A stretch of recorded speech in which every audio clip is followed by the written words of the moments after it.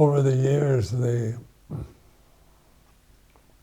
Third Noble Truth became insightful, because like anatta, there's these three characters of existence: impermanence, anicca, dukkha, suffering, and anatta, not self. And I could easily understand anicca and dukkha, or impermanence, that's quite obvious, and suffering. But anatta was, I still couldn't figure that out, because it always seemed to me that I was experiencing these insights as Sumedho, as this person, and I always traced I saw that I had this view that I am a separate person, which was trying to become enlightened and letting go, and that I had to get rid of these bad qualities, and this sense of I had to do this as a person. And where Luang Por Chah's teaching was this Buddho, this using the Buddha's name as a kind of mantra, where you're using Buddho, or the awakened consciousness, awakened conscious experience, which is not personal. And I found that very helpful, because before it was always me trying to let go and trying to understand suffering. And as long as I held to the view of being Sumedho, or Robert Jackman was my Christian name, and then that illusion of being this person who kept this separation, this illusion of being separate, where Buddho actually is, in the Theravada tradition, the Pali tradition, you take refuge in Buddha, Dhamma, Sangha.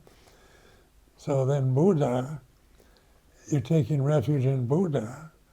And so I thought,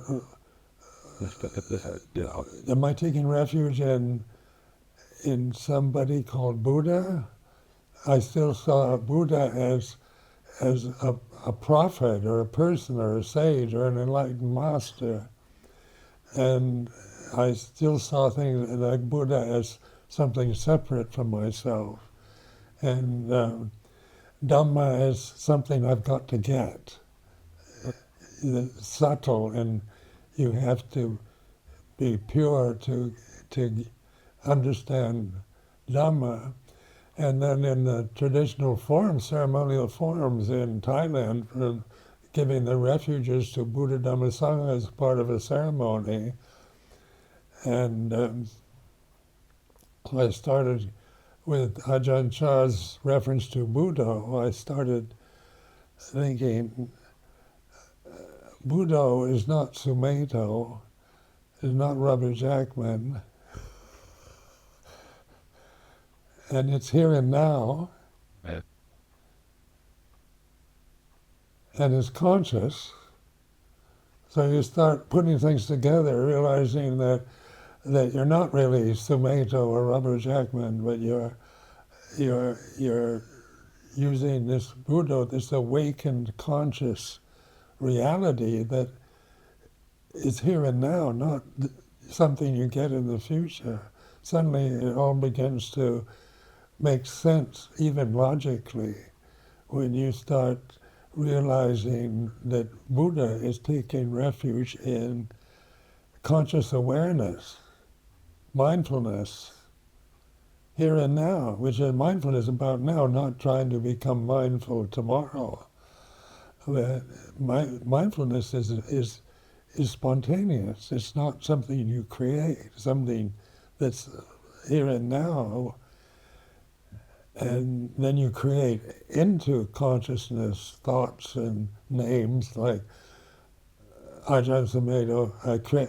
I was given that name, but I create that into consciousness. Mm-hmm. And suddenly consciousness becomes more apparent as not just sensory consciousness, to seeing, hearing, smelling, tasting, touching, thinking, but consciousness as the deathless reality of Dhamma itself, that we don't create. We don't create consciousness.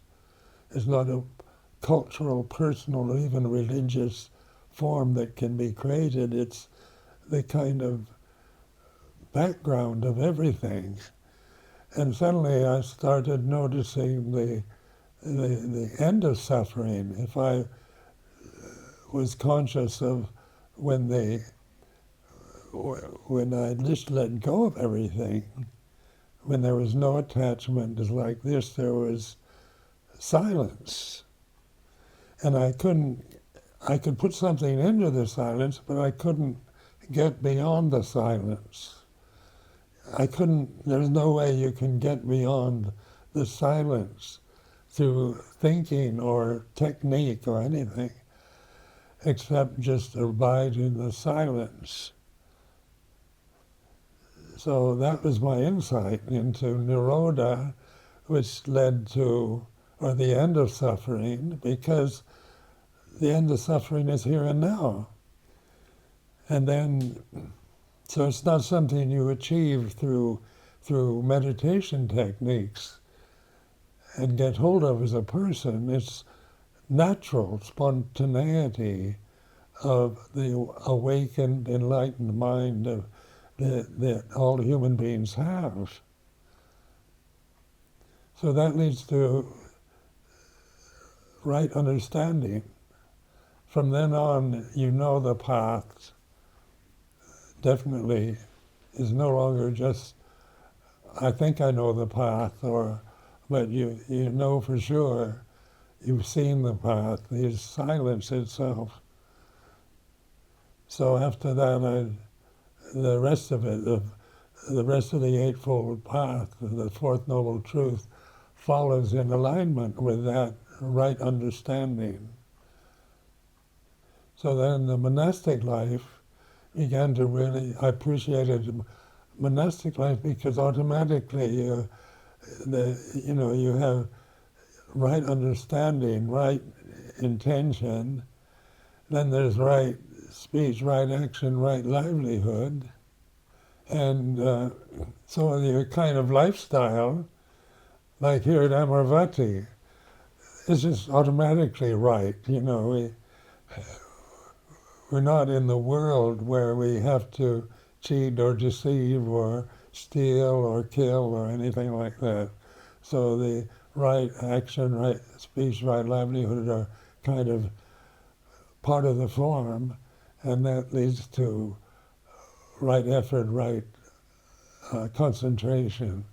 So suddenly these Four Noble Truths, you have insight into them, and the insight into the Fourth Noble Truth should be developed. So in my life as a Buddhist monk, I've developed this silence, which I refer to as sound of silence. So that is, and it's not really a sound. But you can't get beyond it. I've tried, seeing if I can push beyond silence, and I can't. And it's just impossible. But I can put anything into the silence by thinking, doing something, being attached to views and opinions, and I can become righteous, become a righteous monk.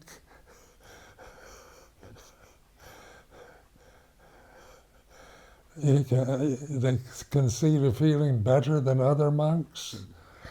You can put that into the silence, but then it just disappears, all your kind of conceits and arrogance and views and opinions, right or wrong, true or false, good or bad, disappear. They cease in silence. And then silence, the personality doesn't like silence. as a person, you get bored with it. You just want something, romance, adventure, excitement, stimulate the senses, eat something. You can see why people have addictions, because life is about being addicted to sensory conditions. It's very addictive. And and where peace is for the personality, the conditioned personality is boring. And so my personality would get bored with it. But eventually I began to just realize that peace, sound of silence, is bliss. And it's the bliss, the luminosity, the ultimate reality that we all share as human beings, but we don't know it. We're so caught in our own personal bubbles that we can't see beyond it. And this particular teaching of the Buddha, this first sermon that he gave after enlightenment, was absolutely right on the mark. It's a perfect teaching. It's very simple, succinct, uncomplicated, but it's all about proving it rather than believing in Four Noble Truths or in Buddha or in something called Dhamma.